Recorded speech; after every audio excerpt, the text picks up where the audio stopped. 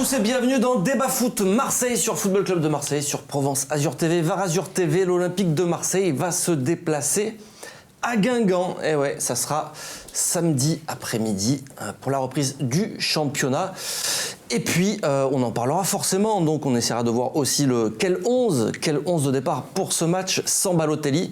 Et puis de Balotelli, on en parlera également dans le gros débat du jour. Et oui, parce que notre Super Mario se fait un petit peu flinguer dans les médias depuis quelques temps, notamment par Christophe Dugarry. On en parlera, ça sera le gros débat avec mes invités du jour. Il est là, Hervé est avec nous.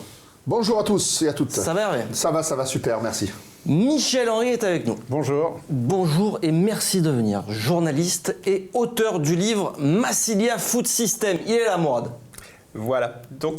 Et Mourad est avec nous aussi. Vas-y, montre. Derrière le livre, voilà. Derrière le livre. Montre-toi.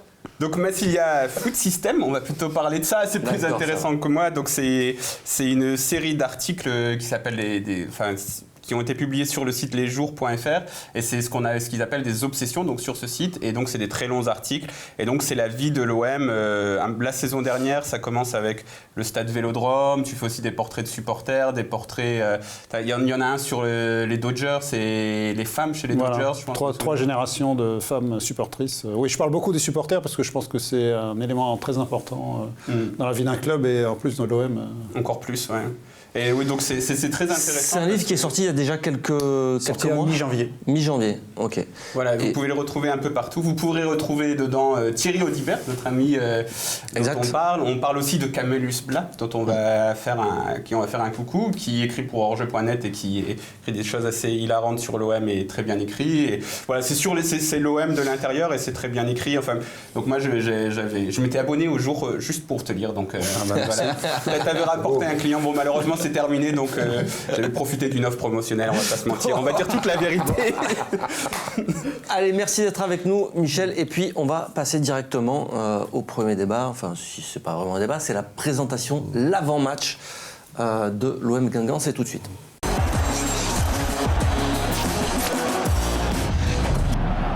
Allez messieurs, bon, ça fait pas rêver plus que ça, un Guingamp OM, mais quand même, on est dans la dernière ligne droite en fait. Donc ça devient un match hyper important. Alors je vais le replacer rapidement dans le contexte.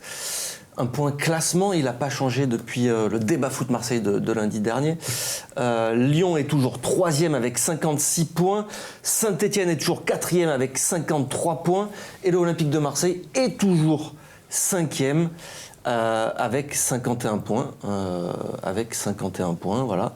Et Guingamp, cette grande équipe de Guingamp, est 19e, se bat pour ne pas descendre en fait. Voilà. Alors par contre, Guingamp reste sur seulement 2 défaites sur les 8 derniers matchs. Voilà. Et reste sur 2 matchs nuls. Et ça va beaucoup mieux depuis que Jocelyn Gourvenec est revenu. C'est une équipe qui en fait... Alors, est-ce que vous connaissez cette super stat des expected goals ? Donc, c'est-à-dire, ça mesure un peu les buts que tu aurais dû marquer par rapport aux occasions que tu as. Okay. Et Guingamp est l'équipe en Ligue 1 qui a le plus grand différentiel, c'est-à-dire qu'il se procure beaucoup d'occasions et qui marque très peu de buts. Donc, c'est une équipe qui n'est pas tout à fait à sa... Ou alors, qui n'est pas tout à fait à sa place. Il y a des manques évidents dans cette équipe. Donc, on va dire que c'est une équipe qui n'a pas eu de chance et qui est toujours en lice pour la fameuse place pour les barrages avec Dijon, il me semble. Donc, ça se joue en fait, il y a 2 points qui séparent le dernier du premier non relégable. Voilà, donc, mais voilà, on va dire que Caen qui est dernier, bon, je pense qu'ils sont bien partis pour redescendre, quoi. Oui, enfin bon, il y a 1 point. Hein. Oui, mais donc, vu la dynamique... Bon, après, est-ce que l'OM doit craindre, Michel, ce Guingamp, même si Guingamp joue sa survie. Bien sûr qu'il faut les craindre parce que eux, franchement, ils ont besoin des points, et on a vu que l'OM n'est pas toujours très constant dans ses prestations. Donc, comme l'OM a du mal à maîtriser ses matchs, même quand il domine, ce qui est quand même toujours très difficile, je pense qu'il faut qu'ils craignent Guingamp, évidemment, parce que Guingamp, ils vont jouer, ils ont le couteau sous la gorge. Donc, ils ont un très bon avant, Marcus Thuram, qui est très très bon. Si l'OM le recrutait, moi je pense que ce serait une bonne idée d'ailleurs. C'est vrai, c'était un de vos... C'est le fils ou le neveu de Ligue 1 Thuram ? Le fils. C'est comme ton fils Thierry Henry. Voilà. Avec la place. Excusez-moi, ça fait 10 minutes. Eh oui. Ou son frère, Henri Michel. On peut en sortir plein. Non, mais il y a l'orthographe et tout, j'ai fait le parallèle. C'est la même. Donc oui, moi je pense qu'il faut faire gaffe, parce que c'est un match qui peut mal se passer. Qui a craint, à part Marcus Thuram, Mourad, dans cette équipe? Parce que là, on est en train de nous vendre une équipe qui est, qui va avoir le couteau entre les dents. Attention, tu vas avoir peur. Tu vas avoir peur. Quoi? Nolan Roux. Ah, oui, c'est vrai, qui est capable de marquer son unique but de la saison en pleine lucarne, un but de 30 mètres. Il réalise une saison horrible justement où il rate beaucoup de choses, il a beaucoup été blessé. Après il y a Lucado qui est un bon joueur de Ligue 1 aussi. Il y a Ronny Rodelin mais qui fait une saison désastreuse aussi. Enfin en fait ils ont vraiment aucune réussite. Donc c'est Marcus Thuram quoi. Marcus Thuram. Bon, ce qu'il y a de bien ou pas, enfin je sais pas. Quand on est superstitieux, est-ce que c'est bien de connaître le résultat de Lyon ou pas? Parce que Lyon va jouer la veille, donc voilà, on sera quand même dans une position où si Lyon a perdu, où il y aura un petit peu moins de pression, où cette motivation, une vraie motivation positive, moi je pense que Lyon perde ou gagne et la motivation sera la même. De toute façon l'OM est obligé de gagner. Mais il y aurait peut-être une pression plus négative, tu vois. Je pense que l'OM est obligé de gagner ses matchs et surtout un match contre Guingamp, c'est obligatoire de le gagner. Si tu pars pas pour la gagne, il a raison, Michel. Si tu pars pas pour la gagne, tu arrêtes, tu es obligé de le gagner quoi. Enfin, tu es obligé de te mettre des dispositions tactiques, physiques et mentales pour aller le gagner. Alors justement, allez, on va rentrer dans la compo de l'Olympique de Marseille. Il n'y a pas Balotelli. Balotelli, bon, on va en parler juste après. On va faire ligne par ligne déjà. En défense, on a vu que Sakai avait pris la place d'Amavi. Il faut qu'il la garde. Faut qu'il la garde. Ouais, faut qu'il la garde. Je sais pas comment on dit Dieu merci en japonais, mais. Non, parce que voilà, il peut y avoir cette concurrence et en retour de Sakai couloir. Non, il faut arrêter. Je veux dire, des fois, il faut bien essayer de trouver des petits trucs, parce que sinon. Non, mais à ma vie, je veux dire, je pense qu'on a compris qu'il n'était pas dans son assiette. Je ne sais pas pour quelle raison, ça le regarde peut-être lui et le club. Mais il faut arrêter parce que tu sais très bien que Guingamp, si tu mets lui, il va attaquer la première ligne sur le côté pour essayer de le pilonner. Alors il faut arrêter. Donc il vaut mieux mettre Sakai, même si ce n'est pas son bon pied, qu'on sait comment c'est la sécurité sociale. T'étais déçu, toi, d'Amavi, de ses performances? Tu t'attendais à mieux? Oui, parce que moi je trouve que d'abord offensivement, il a quand même des potentiels, il va vite. Bon, après ses centres partent un peu n'importe où, sauf là où il faut. Mais je pense que quand même il a un potentiel que, effectivement, alors cette saison elle est désastreuse pour lui. Je pense que potentiellement c'est quand même un bon joueur, il va vite. Après c'est vrai que cette saison c'est très mauvais. Et je pense que Sakai, effectivement, tu es un peu obligé de le mettre, même si après offensivement tu perds, parce que Sakai à gauche il monte pas. Donc tu perds, voilà. Tu perds un atout. Tu perds un atout quand même qui est important, mais bon, c'est trop risqué avec Amavi. Et vous êtes satisfait des performances de Sarr? Parce que là aussi, on dit, ok, pourquoi tu... Ah, parce qu'il y a cette action... incompréhensible dernière minute où il prend la balle. Il fait des trucs, mais si on enlève ça, mis à part ça, parce que bizarres, on se prive aussi du coup d'un Sakai côté droit. On sait qu'avec Thauvin, ça marche bien sur ce côté-là. Le jeu en vaut pas la chandelle, on n'en fait pas 2 heures là-dessus, non? Non, mais cependant sur Sakai, donc c'est vrai qu'il a moins de présence offensive, mais bizarrement à un moment il faisait des passes décisives quand il était à gauche. Donc c'est peut-être qu'il s'applique plus encore. Si c'est peut-être les consignes aussi qui fait qu'il ne peut pas monter. Après sur Sarr, moi je trouve que c'est vrai que par moments il a des absences, mais quand même globalement vu le volume de jeu qu'il déploie. Et la qualité de centre aussi, là aussi c'est quand même. Voilà, c'est alternatif, on va dire. Mais t'es gentil. Non mais Sarr il déploie quand même beaucoup de jeux, il court beaucoup, il est capable d'effacer des adversaires à lui tout seul. Enfin je veux dire. C'est quand même un titulaire à peu près indiscutable. Bon, la charnière, on est d'accord, on ne va pas la bouger maintenant. Milieu de terrain, ça paraît compliqué de sortir Gustavo après ce qu'il vient de faire, non Michel, toi... Oui, surtout que là, il a l'air de bien revenir. Il peut assurer un gros truc sur la fin de saison.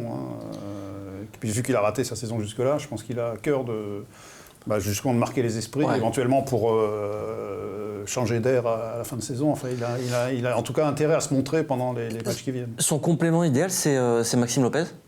Ah, là, moi, je pense que oui. Je vous invite à revoir la séquence de Gérard Gilly qui expliquait quel est l'intérêt de Maxime Lopez, parce que j'ai encore vu plein de réactions. Il sert à rien. J'ai vu un mec sur les réseaux sociaux qui m'a dit faut le vendre à Nancy 5 millions d'euros si on peut. C'est un vieux. En fait, Maxime Lopez, c'est un football différent. Donc forcément, il faut. Enfin, j'avais vraiment adoré que quelqu'un qui ait de la légitimité comme Gérard Gilly explique vraiment avec des mots clairs et des mots du football ce à quoi il sert. Donc je pense que c'est les compléments idéaux. Mais après, si vous voulez des mecs qui dribblent 5 joueurs et qui font la différence tout seul, il les fera pas. Et après, autre chose aussi, s'il a été moins en vue contre Nîmes, Maxime Lopez, c'est aussi... Donc déjà, tu as la relance Camara, Tchaleta Tsar. Donc Maxime Lopez sert beaucoup dans la relance. Là, il sert moins. Surtout qu'en plus, devant lui, tu as Payet. Donc je pense que... Et encore, il a moins d'espace. Il a touché beaucoup de ballons. Voilà, il a touché beaucoup de ballons, mais on se dit qu'il fait des choses moins bien avec le ballon. Donc je pense que c'est les consignes du coach. Mais après, il faut se demander si justement, peut-être que si tu mets Payet dans l'équipe, peut-être que oui, donc Lopez a moins d'utilité. Après, tu peux réfléchir à sa présence. Mais dire qu'il faut le vendre 5 millions à Nancy, s'il vous plaît. Toi, t'es plus Lopez ou Sanson, du coup, parce que c'est les deux qui sont clairement en concurrence là. Oui, mais peut-être que si on ne veut pas perdre Sanson, peut-être qu'il faudrait peut-être alterner quand même, de lui laisser un peu des fenêtres de tir. Moi, pourquoi Parce qu'il reste. Lopez, j'ai trouvé bon, mais là, ces 2-3 matchs, je le trouve un peu en deçà quand même. Mais Sanson aussi, donc tous les deux sont un peu en recul par rapport à... Après, moi, Lopez, je le trouve pas en deçà. Sur les derniers matchs, je le trouve constant dans son rôle. Pourtant, je l'aime bien, je ne l'ai jamais défoncé, mais je veux dire, là, c'est, je sais pas. Peut-être qu'après, si tu veux garder tout le monde sous pression jusqu'à la fin, peut-être il faut faire un peu, sur certains postes, peut-être lâcher un peu de l'est. En plus, il joue beaucoup, donc il y a quand même la fatigue, même s'il est jeune et qu'il récupère bien. Et puis il y a ce truc, parce que Garcia nous a habitués aussi, peut-être un peu moins ces derniers temps, quoique si, il a beaucoup changé toute la saison, mais d'avoir des compos à l'extérieur et des compos à domicile. C'était le cas surtout la saison dernière, où il changeait tout le temps son milieu de terrain, si ça jouait à domicile ou à l'extérieur. Oui, sauf qu'à Guingamp, tu es obligé d'y aller pour avoir le ballon et attaquer. Donc c'est comme si tu étais. Enfin, je vois pas là. Mais le seul vu les points à gagner, tu vas pas pour faire un match nul, quoi. Donc, alors, le retour d'Ocampos. Est-ce qu'il faut le réintégrer bon, a priori, il va le faire. C'est un de ses éléments clés à Garcia. Mais vous, pour vous, c'est aussi un titulaire indiscutable, il faut le remettre. Ocampos, il revient, il faut le remettre. Ben oui, parce que Ward, en plus, ce qu'on disait, c'est que comme notre ami Sakai se retrouve sur le côté gauche, Ocampos fait le piston, va le soulager. Et donc, je pense que non, tu peux pas faire, que tiens pas. Ocampos, il a fait un sacré job cette année quand même. Il n'a jamais lâché, et après, il a commencé à devenir décisif ces derniers matchs. Voilà, et même offensivement. Il a commencé à planter, à donner des passes d'ess. Et puis dans l'état d'esprit, c'est un vrai modèle pour les autres. Donc c'est quand même une locomotive du type qui arrache tout du début à la fin et qui baisse jamais de pied. Et ça, je pense que par exemple, justement par rapport à Balotelli, c'est quand même un état d'esprit extrêmement différent. Et c'est important de l'avoir sur le terrain. Cependant, on va dire, je suis d'accord avec tout ce qui a été dit, et puis voilà, Ocampos mérite un grand respect, mais on va dire que, parce qu'il y a encore un enjeu, s'il n'y avait plus d'enjeu, je serais pour que l'on voit beaucoup plus Radonjic, qui est jeune et qu'on aimerait voir dans la durée pour voir réellement ce qu'il vaut, surtout si tu as Sakai qui sécurise défensivement, parce qu'Ocampos, c'est vrai qu'il est aussi utile pour sécuriser défensivement, et qui jouait arrière-gauche et ailier gauche aussi avec Amavi. Donc mais c'est suffisant ce qu'il a montré sur le dernier match pour vraiment concurrencer Ocampos. Il s'est procuré 3 occasions. Je pense que c'est le joueur le plus rapide de l'effectif avec Clinton Ng. Qu'est-ce qu'on fait ? On fait des courses de 400 mètres ou on joue au football. Une bonne équipe de football, c'est aussi savoir marier les différentes qualités. Si tu as un mec qui s'appelle Dimitri Payet qui a une vraie qualité pour faire des balles en profondeur, Camara, Tchaleta Tsar. Donc il faut réfléchir. Après, forcément, si tu lui dis juste... vas-y, joue. Ça va être compliqué parce que c'est un joueur qui n'est pas fini. Donc, donc si à Marseille n'est pas fini, c'est double sens. Alors, est-ce que Payet a également regagné sa place de titulaire Pour moi, oui. Écoute-moi, j'étais dur avec ce monsieur. Mais la dernière fois, même sur une fond de jeu, en fin de compte, il a permis de faire quelques fulgurances, de décoincer la situation lors des derniers matchs. Et il est redevenu fit. Donc... j'aimerais, il nous donne revanche quand même. Faut qu'il. Ça serait bon. Là, il ne reste plus grand chose. Il faut qu'il se dépêche parce que. Oui, mais qu'il nous donne revanche parce que quand tu reviens, son retour à Marseille, quand tu reviens vraiment qu'elle a joué vraiment au top niveau, sincèrement, c'est pas fameux. Donc là, la saison dernière, il a été quand même. Oui, mais sur la deuxième partie de saison. Voilà, Il ne fait pas des saisons entières. Voilà, cette c'est saison, ça. c'est un tiers de. Ça va être peut-être un tiers de saison. Voilà. Ouais. Donc s'il pouvait finir vraiment en boulet de canon, je le remercierais, ce serait super. Qui nous reste? Il nous reste Thauvin, je pense qu'il n'y a pas de débat. Mais justement, est-ce que ce serait pas, est-ce qu'il devrait pas y avoir un débat parce que donc Radonjic, ok, de temps en temps tu dis mais qu'est-ce qu'il fait Tu vas mettre Radonjic à la place de Thauvin? Franchement, pourquoi pas mettre Radonjic et Ocampos? Ocampos, tu sais qu'il assure, tu sais qu'il peut jouer à droite et à gauche. Est-ce que vous pensez que Garcia peut punir Florian Thauvin par rapport à l'attitude qu'il a pu avoir c'est vrai que pendant les matchs, lors de ses 2 sorties où il a fait un peu la gueule, et aussi ses déclarations d'après-match? Après, ce serait dur par rapport à Thauvin parce qu'aussi il est jugé très sévèrement, Florian Thauvin.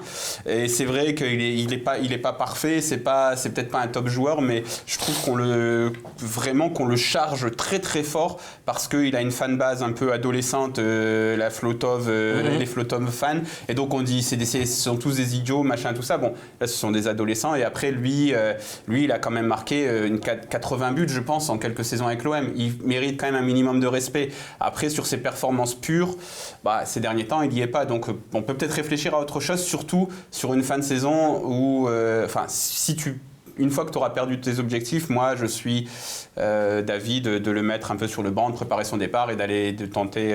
Mais moi, je crois quand même qu'il n'y aura pas Balotelli, il aura plus d'espace, donc il sera plus en situation de marquer. Et je pense que quand même, c'est un mec qui marque et qui donne des passes décisives. Tu peux difficilement, même s'il est dans une phase mauvaise, tu peux difficilement t'en passer sur un match comme ça. À mon avis, je suis d'accord qu'il faut essayer autre chose, mais d'abord, c'est un mec qui marque, et donc tu es un peu obligé de le mettre sur le terrain. Si tu n'as pas Balotelli, et deux, tu veux le vendre, il ne faut pas oublier que tu veux le vendre. Ouais. Donc si tu veux le vendre en fin de la saison, il faut que tu le fasses jouer. Parce que ton intérêt, c'est de faire monter sa cote. Donc je pense que l'intérêt du jeu, c'est de le mettre, et l'intérêt de l'équipe pour le vendre derrière, c'est de le mettre aussi. Donc voilà. Alors, on va parler de l'absence de Balotelli. Qui pour le remplacer? Et du coup, dans quel système aussi? On va rebasculer dans un système très certainement avec un seul attaquant oui, mais ça va être Valère Germain. Il n'y a même pas de question dans la tête de Rudy Garcia, je pense. Et NJ. Arrête, c'est bon, on a dit qu'on arrêtait les blagues. Mais non, mais pourquoi? NJ à l'extérieur, la vitesse. Ouais, pour les secteurs. Et en plus, non, je sais pas. C'est pas une blague. Là, on perd de l'audience, là. Arrête. Non, mais on perd l'audience, ça descend. Valère Germain seul en pointe. Valère Germain seul en pointe, c'est difficile quand même. On connaît bien, on a beaucoup souffert. Et de voir Valère Germain seul en pointe, c'est pas son poste, donc on va le remettre seul en pointe. Donc s'il marque pas, il va se faire défoncer. S'il marque, il va être encensé. Mais il est obligé de le mettre. Il a fait marquer le but, la calebasse qu'il a mis au dernier match, il est obligé de le mettre titulaire. Là. Ouais, oui, c'est ça le truc, c'est qu'il va le mettre titulaire. Mais après, c'est parce qu'on n'a pas en cette semaine de Ligue des Champions, on a vu un Ajax avec une philosophie de jeu magnifique, etc. Nous, on n'a pas ça, quoi. Donc on met juste les mecs qui marquent et on dit allez marquer des buts. Je vous invite à écouter un podcast qui s'appelle Vue du banc, qui parle du départ de Bruno Genesio, et ils disent tout ce qu'ils reprochent à Bruno Genesio. Je vous jure, tout ce qu'ils disent, mot pour mot, ça pourrait être pour Garcia. C'est-à-dire pas d'identité de jeu, une équipe, ça marche, on garde, si ça marche pas, on change. Un joueur qui est un peu moins bien, hop, on le dégage directement. Les justifications en conférence de presse, on a marqué plein de buts, donc arrêtez de dire qu'on n'a pas de fond de jeu. Tout fonctionne. Donc voilà, on est là-dedans, donc Valère Germain, il joue. Point. Et allez messieurs, on passe tout de suite au pari.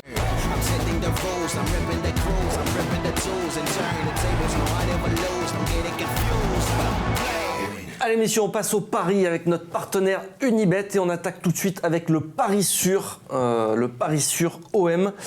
On a sélectionné un pari, plus de 2,5 buts dans le match. Alors la cote est à 2, ce qui est plutôt pas mal pour un pari sûr. Pourquoi? Alors parce que l'OM, déjà messieurs, est la deuxième plus mauvaise défense de Ligue 1 à l'extérieur. Ah oui, à l'extérieur. Et vous savez qui est la plus mauvaise défense de Ligue 1? Je le sais, c'est Guingamp. C'est Guingamp. C'est un match au sommet alors. C'est un match au sommet, messieurs. Donc là, ce pari-là, il est sûr pour toi ou pas? Plus de 2,5 buts. Tu sais que je vous ai donné les 2 derniers résultats de l'OM, le nul et le dernier match. Moi, je vois un 2-1. Attends, tu vas un peu vite. mais tu anticipes tout là. Mais non, mais tu as tes 2,5 buts là. Oui, justement, mais ça va être aussi un autre pari qu'on va proposer. Ça. D'accord, mais Pour compléter avec les 2,5 buts, on va dire que je t'ai noté, c'est-à-dire que dans le match, tu as 3 buts minimum. Ah, Voilà. je dis alors. Donc, Ça. Et donc l'OM a marqué dans 10 de ses 11 derniers matchs et Guingamp dans 4 de ses 6 derniers matchs. Bref, c'est des équipes qui marquent des buts et surtout c'est des équipes qui ont besoin d'en marquer parce qu'elles ont des objectifs et qui en encaissent beaucoup, donc on peut imaginer ça. Et justement, le 2-1. Allez, le pari fou, c'était ça, c'est ton 2-1. Score exact. La cote, 2-1, enfin c'est même pas 2-1, c'est 1-2. C'est une victoire de l'Olympique de Marseille à Guingamp. La cote, elle est à 8. D'accord, mais je t'ai pas dit qu'il était le gagnant de 1. Je t'ai dit, je vois le 2-1. Je t'ai pas dit, c'est pour nous. Non, mais si tu dis 2-1, c'est gagnant. Non, mais moi, je joue les deux. Je sors les sous, je joue les deux. Voilà, je joue les deux. Au moins, je me couvre. Et l'autre, alors là, il y a 8. Parce que là, en fait, on est aussi dans une configuration. Donc, il y a 2 équipes qui prennent beaucoup de buts. Et là, 2 équipes qui doivent gagner aussi. Donc, c'est intéressant là, de miser sur ce. Il y aura des buts, je pense. Voilà, après. Ah ouais. Quoique Marseille, c'est un peu sécurisé quand même. Donc c'est pour ça qu'on va quand même miser sur l'Olympique de Marseille, parce que cette défense est plutôt mieux. Non, qu'est-ce que t'en penses? Oui. Là, s'il n'y a pas de blessés, parce qu'on enregistre avant la conférence de presse de Rudy Garcia, donc si t'as pas de blessés avec tu Sakai... penses qu'il y a un joueur qui peut se blesser pendant la conférence de presse de Garcia? La conférence de presse. Non, mais je veux dire, si Sakai... Il peut faire un AVC s'il arrive Rudy Garcia. S'il arrive un problème à Sakai ou Bounassar, déjà, ton édifice défensif, il est fragilisé parce que tu dois réintégrer Jordan Amavi. Et après, bon, tu ne sais jamais ce qui peut se passer sur un coup de pied arrêté, sur des choses comme ça. L'OM encaisse quand même des buts. Donc. Allez, on passe au combiné du week-end. Le combiné, alors, généralement, on le fait sur les concurrents de l'Olympique de Marseille. Donc, c'est ce qu'on va faire encore une fois. Lyon-Angers. Victoire lyonnaise, la cote est à 1,3. On combine ça avec un match nul entre Reims et Saint-Etienne, donc ça se joue à Reims. La cote est à 2,95.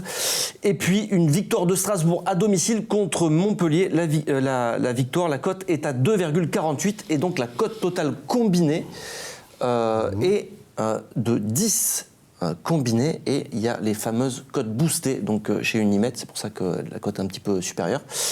Vous en pensez quoi de ces 3 matchs rapidement? Là, tu joues la logique totale sur les 3 matchs. Ouais. Donc c'est possible dans le football de faire les choses logiques. Mais... Lyon, ça sera important de suivre les Lyonnais. Si le départ de Bruno Genesio non, justement au contraire, parce que là déstabilisé il l'était, donc s'il a un peu remis de l'ordre, et si justement maintenant les Lyonnais savent où ils vont, et s'ils savent où ils vont, logiquement ils battent Angers. Donc, ouais, on a mis nous une victoire lyonnaise, ce qui paraît logique. Tu penses toi que tu les vois se ressaisir par rapport à ça, par rapport à Genesio? Méfions-nous de la logique, parce que le championnat n'est pas très logique en ce moment. Donc, Sauf qu'il reste vraiment sur deux matchs compliqués, 2 défaites. Deux défaites. Donc s'ils se remettent pas là... Même 3 avec l'élimination en Coupe de France, la fameuse élimination qui si c'était qualifié, il y aurait eu prolongation pour Bruno. Exactement. Et si vous voulez un pari sûr chaque week-end, n'oubliez pas, c'est penalty pour Lyon.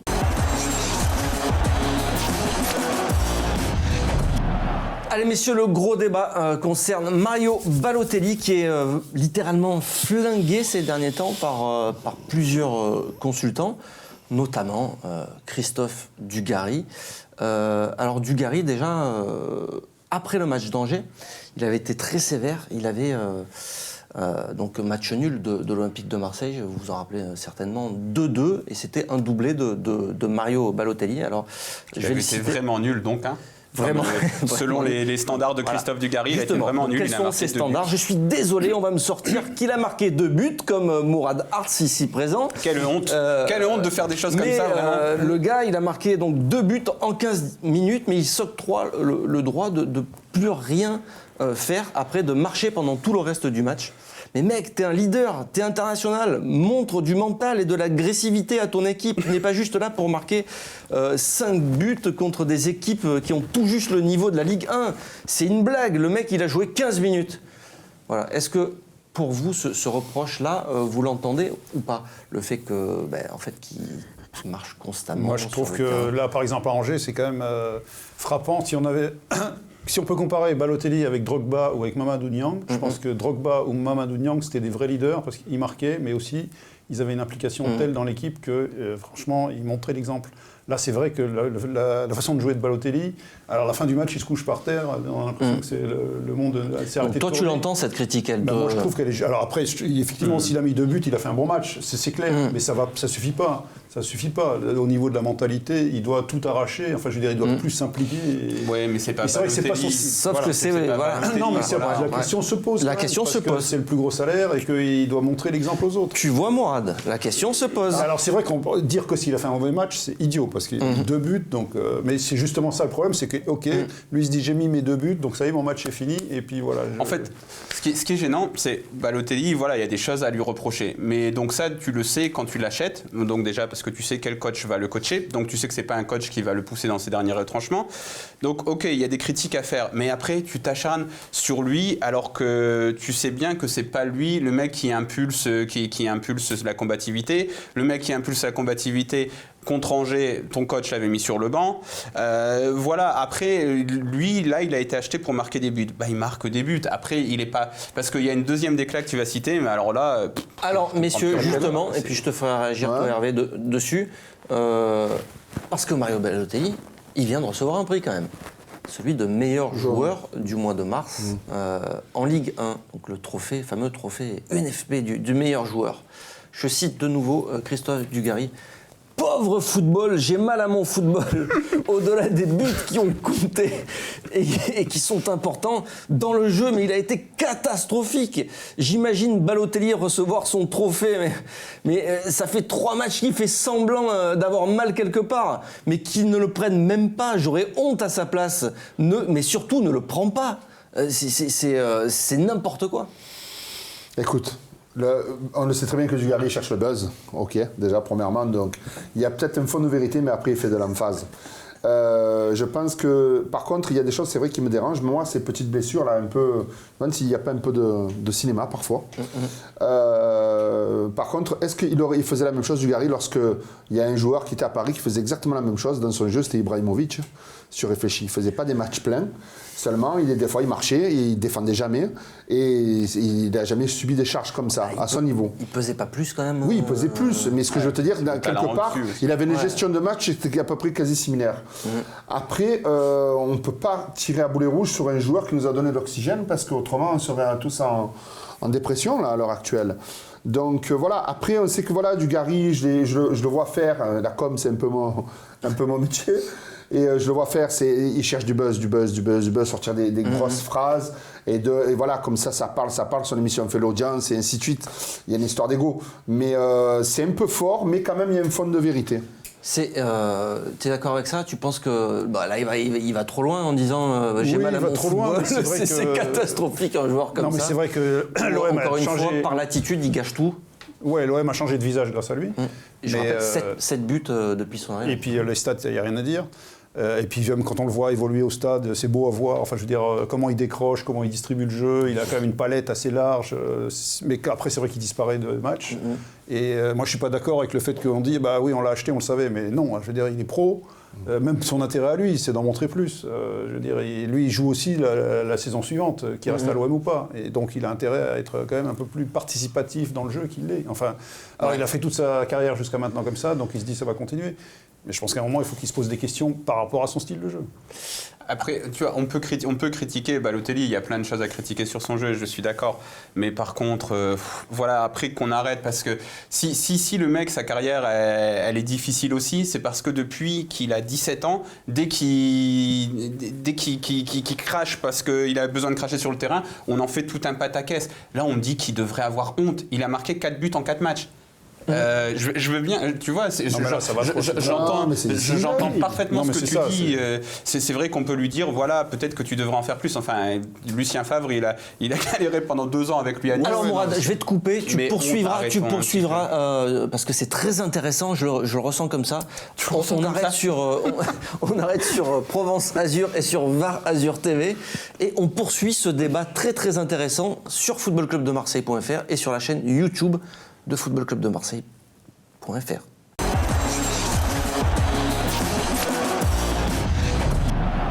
Alors Mourad, t'étais bien lancé là, donc tu allais parler de la gestion de Lucien Favre. En fait, c'est surtout de la gestion des médias du cas Balotelli. Critiquons-le sur ce pourquoi il est critiquable, mais arrêtons d'en rajouter des caisses, de dire honte. Honte, non, t'as pas honte. T'as honte quand tu fais une main dans la surface de réparation à la dernière minute et que l'arbitre siffle penalty. T'as honte quand t'enchaînes depuis 10 mois les prestations catastrophiques comme Jordan Amavi sur le côté gauche. Là, on entend Christophe Dugarry, on dirait qu'on a donné le prix de meilleur joueur UNFP à Jordan Amavi. À un moment, le truc, c'est que Balotelli, c'est un personnage, et que ce personnage, les médias s'en emparent pour le détruire à longueur de temps. On peut lui reprocher des choses, mais jusqu'ici, à l'Olympique de Marseille, le mois de mars, justement, il marque 4 buts en 4 matchs. Donc voilà, tu lui reproches des choses, mais tu peux pas dire que c'est honteux. Un peu de, je sais pas, de mesure, quoi. Alors messieurs, je vais vous lire 2 autres reproches qu'on lui fait régulièrement. Alors, Habib Beye, je vais les citer, Habib Beye. Balotelli met des buts, mais Thauvin n'en met plus. On voudrait un Florian Thauvin également très bon, mais le club devient Balotelli dépendant. Voilà. Alors, Daniel Riolo,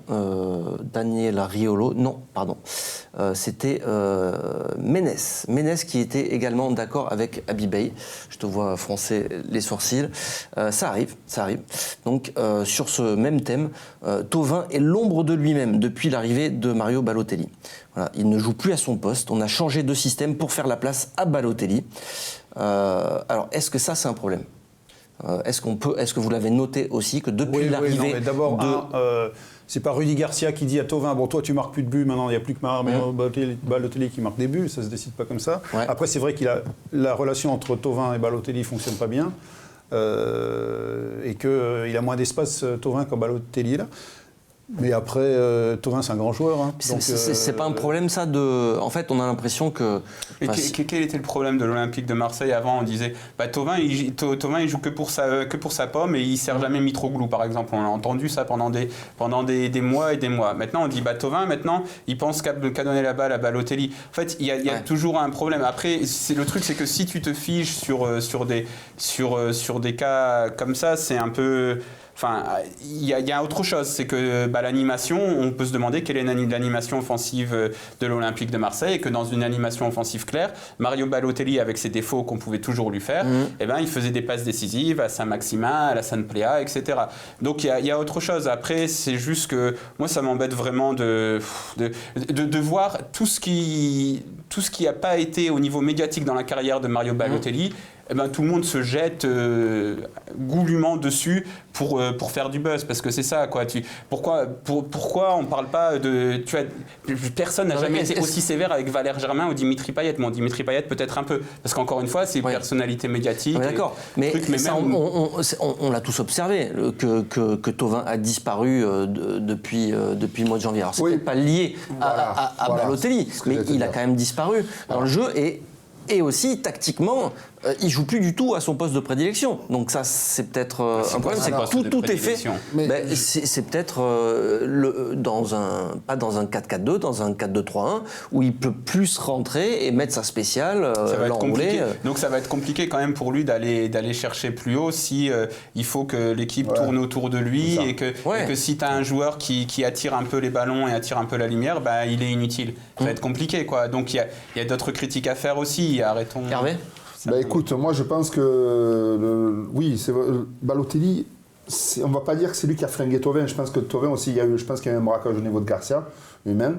Après, deuxièmement, je pense qu'aussi il doit être fatigué d'avoir tenu cette équipe à bout de bras et qu'il voit que derrière, des fois il y a l'ego aussi qui joue à ce niveau-là. Et après, peut-être il y a un tiers. Moi je mettrais un tiers, tu vois. Et après, il y a un tiers de Balotelli par rapport à. Parce qu'il prend la lumière, comme vous avez dit. Mais Balotelli. Qu'est-ce qu'on veut faire? Remettons la cathédrale au milieu du village, on va dire, parce que c'est le propos en ce moment. Si tu as Balotelli depuis la belle saison, tu finis second. Voilà pour moi. Tu penses? Ah oui, je pense. Donc on a eu un manque, il y a eu un problème. On ne peut pas dire que ce gars-là, contrairement à ce qu'ils disent dans les médias, c'est une merguez, tout ça et tout. Il a un jeu spécial, mais c'est un grand joueur parce que tu te rends compte, le mec, il arrive à jouer arrêté, à te mettre des frappes arrêtées, j'ai jamais vu ça, moi. Il faut de l'élan, lui, il est là, il prend pas d'élan, il te met des patates de folie. Donc, il a un talent. Après, qu'il n'exploite pas 100%, je pense qu'il doit être un peu dilettant dans son jeu. Et après, par contre, j'ai l'impression qu'il nous fait la princesse parce qu'il y a un peu des pseudo-maladies diplomatiques. À l'extérieur, j'ai la gastro, j'ai pas la gastro, j'ai ci, j'ai là et tout. Moi, j'y crois pas à ces trucs. Hein. Sincèrement, on peut me la faire. Pour moi, c'est de la fake news. Il y a dedans, il y a lui qui a dû peut-être sortir en boîte, ou alors il n'a pas envie de se lever, il n'a pas envie de se faire du mal. Mais ça, par contre, ça, c'est pas beau dans le jeu. C'est pour ça que la question existentielle de Balotelli, est-ce que tu le gardes à la fin, quoi? Eh ben ça, on se la posera après, cher ami. D'abord, je vais vous citer Daniel Riolo, sur un autre thème. Eh oui, mais c'est les consultants s'acharnent sur Balotelli, donc on fait le tour. Mais on les prend tous, ces consultants, nous, un par un. On les prend mais nous sur le plateau, tu vas voir, ça ne les prend pas. Alors, c'était après la défaite à Paris. Je ne pensais pas que les supporters de l'OM feraient sitôt l'erreur de tomber amoureux de Mario Balotelli. Mais visiblement, ils vont le faire. Je ne croyais pas qu'ils tomberaient dans le panneau. Ce n'est pas grave, mais ils seront cocus comme les autres. Alors attends, Daniel, si tu crois qu'on va être cocus, nous, sincèrement, un message pour toi, descends, on va t'expliquer. Donc, deuxièmement, non, là, je crois qu'ils vont trop loin, ils sont vraiment tous dans l'amalgame. Ils sont dans la punchline. Ouais, mais c'est pas beau, là, parce qu'on dirait un service commandé, parce que là, tu as l'impression qu'il y a la ligue des vilains, des chroniqueurs, là, contre lui. C'est quoi, là? Il faut arrêter. Je veux dire, des joueurs énervants, il y en a un championnat même, il y en a 10 fois pire que lui, hein. Faut arrêter. Là, alors là, c'est mon âme de chauvin, on va dire, qui va parler. Là, arrête, les gars. Arrête, là, c'est du n'importe quoi. Là, c'est une halali, on appelle ça. Donc moi, je comprends pas pour d'où c'est parti. Est-ce qu'ils se sont filé le mot, ils se sont fait un repas un soir, ils se disent, ah les gars, allez, on va le défoncer. Non, parce que là, tu es en train de me dire, ils sont en combien, 4 ou 5 à lui tomber dessus? Ouais. Il n'y a que Habib qui a été mesuré Habib, comme d'habitude. Voilà. C'est plus sur le jeu. C'est une analyse, ouais, tout à fait. Les autres, c'est le personnage et le mec, presque. Non, là, je suis pas d'accord. Pas d'accord. On est trop vite tombé amoureux de Mario Balotelli, nous, non, mais supporters. il faut suivre la saison du début à la fin pour comprendre comment ça se passe. Je suis pas sûr qu'eux suivent très bien la saison de l'OM. Hein. Ils font de temps en temps une sortie comme ça, mais non, c'est logique que vu comme ça se passait à l'OM, d'un seul coup Balotelli arrive et d'un seul coup tout a l'air de remarcher, il marque des buts, l'équipe gagne, d'un seul coup on se dit la Ligue des Champions est possible, donc le public se soit attaché à Balotelli qui en plus a une figure vraiment qui peut très bien marcher avec Marseille, tout ça c'est logique, enfin je veux dire l'inverse aurait été bizarre, donc il n'y a pas beaucoup de raisons de s'enthousiasmer dans la saison en cours. Balotelli, ça a été clairement une des raisons de s'enthousiasmer. Donc, si ce serait plutôt grave si c'était l'inverse, si les supporters ne s'étaient pas enthousiasmés pour Balotelli. Le fait qu'on sache qu'il ne reste que 4 mois peut-être, tu vois, il y a ça aussi, tu vois. C'est ça, on ne le sait pas encore, mais... Oui, non, mais c'est quand même le scénario le plus il ne faut pas oublier probable. que c'était quand même un pari de le faire venir. Moi, j'y croyais moyennement. Je veux dire, le faire venir là en cours de saison, alors qu'il n'avait pas joué depuis le mois d'août, c'était quand même un sacré pari. Ça a marché tout de suite, alors qu'on aurait pu se dire qu'il faudra au moins un temps d'adaptation. Tout ça, je pense, ça a joué beaucoup dans le fait que le public, d'un seul coup, s'est dit « Ah bah mince, il est super ». Et c'est vrai qu'il a été super. Alors, messieurs, qu'est-ce qu'on fait avec Mario ? Vous feriez quoi ? Est-ce qu'il faut tout faire pour le garder, du coup, ou pas ? Moi, je le garde et j'aurai une vraie conversation de bonhomme avec lui avant. Mais est-ce que ça peut marcher ? Il faut avoir la conversation de bonhomme. Dire, mec, écoute-moi, on va te prolonger. Il y en a combien avant l'OM qui ont essayé d'avoir la conversation de bonhomme ? Combien d'entraîneurs et ils lui ont jeté le truc et machin ? C'est ça, Hervé, c'est que ça dépend de l'entraîneur que tu as. Ça dépend de ça. Si tu as un entraîneur qui a le projet de jeu un peu... Je ne parlais pas d'entraîneur, je parlais de président, là, pour moi. Parce que c'est lui qui fait le chèque. Avant l'entraîneur. Non, mais le président, tu vois, le président, là, il a donné la place à Rudy Garcia. Le problème, c'est que il faut savoir, avec Mario Balotelli, il faut le mettre dans un projet de jeu, il faut lui dire ok, je vais attendre ça de toi, il faut que tu sois impeccable, il faut que tu fasses ça. Prendre des c'est intéressant ça. Est-ce que c'est possible d'avoir un projet de jeu avec Balotelli ? Est-ce qu'il réclame pas tous les ballons, sinon il va s'énerver, il va polluer le vestiaire. Est-ce que ça c'est pas à prendre en considération ? Mancini l'a fait un petit peu, Prandelli l'a fait, Favre l'a fait, on parle là de vu comment c'est fini avec Mancini, hein ? C'est le mec, il en parle comme son père. Ils se sont battus. Voilà. Oui, ils se sont battus, mais il a marqué des buts. Il a écrit de belles pages à Manchester City où il met un doublé dans le truc. Après, le machin avec Balotelli, c'est qu'il y a zéro mesure, il y a rien. C'est que tout le monde dit c'est tellement ridicule. Il faut d'abord savoir quel est ton projet de jeu. Encore une fois, tout le monde a été émerveillé par Juventus Ajax. Qu'est-ce qu'on fait si on met Balotelli à la Juve ? Bon, il a pas le niveau, hein, mais si on le met à la Juve, on va lui dire tu fais ce que tu veux devant. Voilà. Donc c'est ce que fait Rudy Garcia un petit peu avec des joueurs d'un niveau moindre. C'est-à-dire qu'il fait ça, il dit les gars, je mets en place une structure et puis après les mecs devant vous marquez des buts. Hein. D'accord. Après, nous, je pense pas que ça nous convienne. Ça, le problème, c'est qu'on a voulu mettre ça en place avec Dimitri Payet ou Mario Balotelli, qui ne sont pas Pjanic et Cristiano Ronaldo. Donc voilà, ça marche pas. Alors après, Mario Balotelli, est-ce que tu peux l'intégrer dans un vrai projet de jeu, ce dont l'OM a besoin? Je sais pas. Après, est-ce que si tu repars sur un projet où tu donnes toute puissance aux individualités, quel est le coach? Est-ce que c'est un coach qui peut vraiment construire une base affective avec Mario Balotelli pour le faire performer et lui demander un minimum de choses à faire? Donc tout dépendra du coach, donc tout dépendra. Après c'est clair que si tu prends un mec qui a une main légère, qui est un peu pas très clair sur ses idées de jeu, Balotelli, il ne faut pas le garder. Mais voilà, ça dépend Michel, du coach. tu ferais quoi? Désolé pour la longueur. Moi, je pense que la principale difficulté avec Balotelli, c'est qu'il ne fait jamais une saison complète. Donc, tu prends Balotelli là, ça veut dire que tu augmentes son salaire, qu'il va y avoir des conditions mirobolantes. Il y a un risque énorme. Qui va coûter très cher. Et quel va être son rendement sur toute une saison? C'est ça la principale question. Et puis, tu ne vas pas le signer que pour un an.